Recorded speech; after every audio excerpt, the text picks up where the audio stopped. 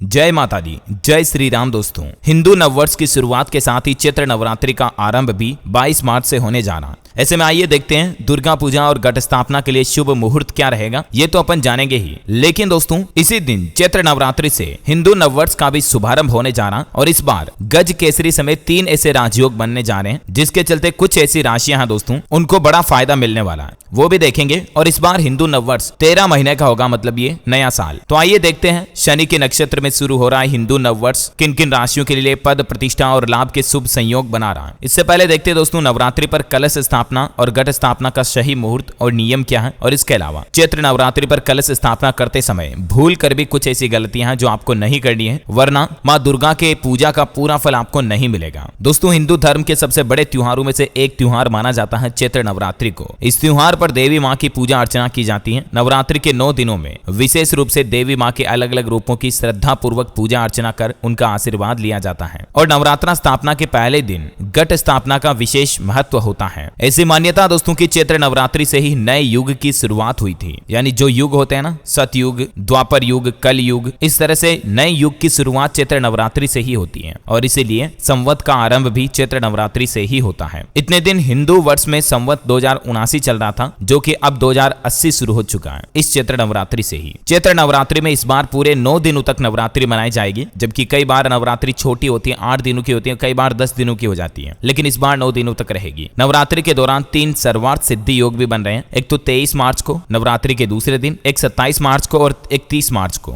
2 अमृत सिद्धि योग भी बनेंगे 27 मार्च और 30 मार्च को। और रवि योग रहेंगे 24 मार्च, 26 मार्च और 29 मार्च को। इन दोस्तों अति शुभ महामुहूर्त वाले योग में अगर आप किसी नए काम की शुरुआत करते हैं तो आपकी जिंदगी में उस कार्य में सफलता के लाभ बढ़ जाते हैं। नवरात्रि के अंतिम दिन राम नवमी रहेगी और उस दिन गुरु पुष्य योग भी रहेगा। नवरात्रि की शुरुआत घट स्थापना से होती है, जो कि चैत्र माह के शुक्ल पक्ष की प्रतिपदा तिथि यानी कि एकम से शुरू होती है। और इस बार ये तिथि 22 मार्च बुधवार के दिन पड़ रही है। घट स्थापना के लिए सबसे अच्छा समय सर्वार्थ सिद्धि मुहूर्त जो रहेगा दोस्तों, वो सुबह 6:23 से 7:32 तक रहेगा। लगभग 1 घंटा 10 मिनट की अवधि रहेगी अति शुभ मुहूर्त की। कलश स्थापना के दौरान कुछ खास नियमों का आप जरूर ध्यान रखें, जैसे कि गलत दिशा में कलश ना रखें। ईशान कोण, जो उत्तर दिशा और पूर्व दिशा के बीच का कोण होता है, उसे देवताओं की दिशा माना जाता है। और जहां तक हो सके आप अपने घर में पूजा स्थल पर ईशान कोण की तरफ ही कलश को स्थापित करें। और हाँ, एक और बात का विशेष ध्यान रखें दोस्तों, कलश का मुंह खुला ना रखें। शारदीय नवरात्रि पर अगर आप कलश की स्थापना करते हैं तो ध्यान रहे कलश का मुंह खुला ना रहे। इसे किसी भी ढक्कन से ढक कर रखें, या जो मिट्टी का ढक्कन आता है ऊपर, वो ढक सकते हैं आप। ढक्कन को भी चावल से भर दें, उसके ठीक बीचों बीच नारियल भी रखना चाहिए। और कलश स्थापना से पहले आपको कुछ काम करने चाहिए, जैसे कलश को स्थापित करने से पहले देवी माँ के सामने अखंड ज्योति प्रज्वलित करें। एक बड़े दीपक में आप ज्योति जलाएं। अगर आप वाकई में घट स्थापना कलश स्थापना कर रहे हैं तो आपको नवरात्रि के 9 दिनों तक अखंड दीपक जलाना पड़ेगा। और जो दीपक जलाते हो ना, उसको आपको रखना है पूर्व दिशा और दक्षिण दिशा के बीच में, जिसे आग्नेय कोण कहा जाता है, जो अग्नि का प्रतीक माना जाता है। और इसीलिए दीपक को हमेशा आग्नेय कोण में रखें, जो कि पूर्व और दक्षिण के बीच में होता है। कलश स्थापित करते समय साधक को अपना चेहरा पूर्व या उत्तर दिशा में ही रखना चाहिए। और घर में साफ सफाई का जरूर विशेष ध्यान रखें। जिस जगह पर आप कलश स्थापित करने वाले हैं या देवी की चौकी लगा रहे हैं, वहां स्वच्छता का विशेष ध्यान दें। बिना नहाए उस जगह पर ना जाए आप नवरात्रि के 9 दिनों में। और माताएं बहनें भी अपवित्र स्थिति के दौरान उस जगह पर ना जाएं। जहां तक हो सके अगर आपके पास थोड़ी बहुत चंदन की लकड़ी है तो घट स्थापना के समय उस लकड़ी का इस्तेमाल जरूर करें, शुभ होगा।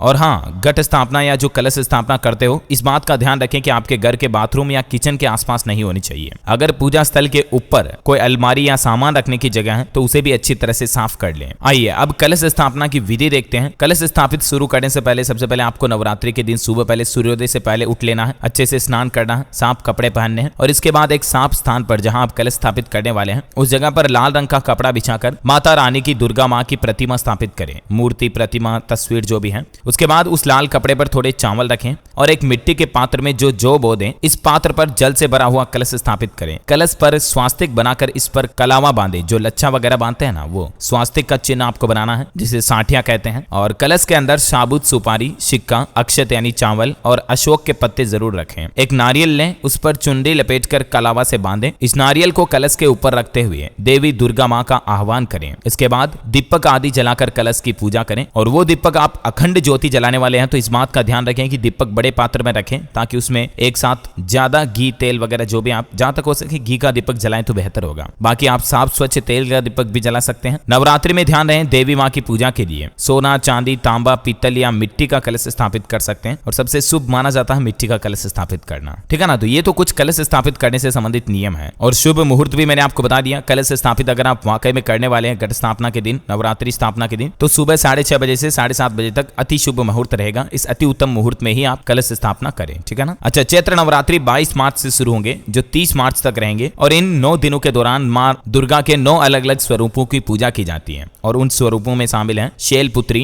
ब्रह्मचारिणी, चंद्रघटा, मां कुष्मांडा, स्कंद माता, कात्यायनी, कालरात्रि, महागौरी और सिद्धिदात्री। इन मां के 9 रूपों की पूजा की जाती है। अच्छा, इसके अलावा दोस्तों चैत्र नवरात्रि से इस बार हिंदू नववर्ष भी प्रारंभ हो रहा है और हिंदू नववर्ष का प्रारंभ 3 बड़े राजयोग में हो रहा है। मीन राशि में बुध और सूर्य की युति होने से बुधादित्य राजयोग बन रहा है और वहीं चंद्रमा के साथ गुरु की युति गज केसरी योग बना रही है, जो कि अति शुभ रहेगा। चैत्र माह के शुक्ल पक्ष की प्रतिपदा तिथि से ही 22 मार्च से ही हिंदू नववर्ष विक्रम संवत 2080 की शुरुआत हो जाएगी। और यह हिंदू नववर्ष सभी लोगों के लिए अति शुभ रहने वाला है, क्योंकि 3 ऐसे शुभ संयोग बन रहे इसमें। नल संवत्सर के राजा बुध और शुक्र मंत्री हैं, दोनों में मैत्री भाव होने के कारण यह वर्ष शुभ फलदायी माना जा रहा है। समाज के लिए अच्छा रहेगा। ये हिंदू नववर्ष का शुभारंभ उत्तर भाद्रपद नक्षत्र में हो रहा है, जिसके स्वामी शनि देव हैं। इस वजह से ये नया साल धन, सुख, समृद्धि में बढ़ोतरी करने वाला होगा। जो बिजनेस से जुड़े लोग बाग हैं उन्हें बड़ा लाभ मिलेगा। दोस्तों, तिरुपति मंदिर के बड़े महान ज्योतिषाचार्य डॉक्टर कृष्ण कुमार भार्गव का कहना है कि हिंदू नववर्ष का प्रारंभ 3 बड़े राजयोग में होना वाकई में अति शुभ रहेगा। मीन राशि में बुध और सूर्य की यति होने से बुधादित्य राजयोग जो बन रहा है वो सभी लोगों के लिए समाज में कल्याण करने वाला रहेगा। और इस बार हिंदू नववर्ष 2023 में 13 महीने होंगे, क्योंकि इस साल अधिक मास लग रहा है और इसीलिए साल संवत 2080 में 12 नहीं बल्कि 13 महीने होंगे। अधिक मास 18 जुलाई से शुरू होगा जो 16 अगस्त तक रहेगा। अधिक मास सावन में लग रहा, इसीलिए सावन माह